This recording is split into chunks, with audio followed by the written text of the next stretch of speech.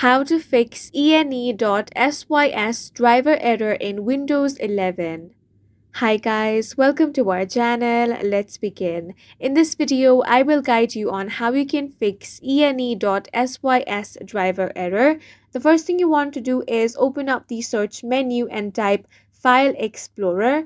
Then go ahead and click on this.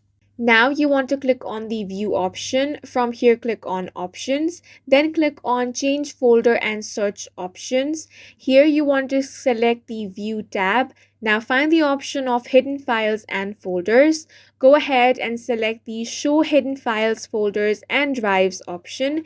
Then click on apply, then click on OK. Once that is done, now you want to click on this PC, then double click on local disk. Now you will find the file that says ene.sys. Here you want to go ahead and right click on that and select rename. Now for renaming, you want to enter a letter or a number at the end of ene and then keep sys as it is.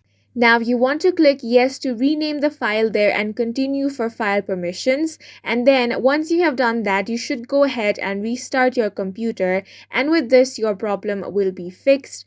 However, if it is still not fixed, then you want to click on the search menu and here search for core isolation, then click on this.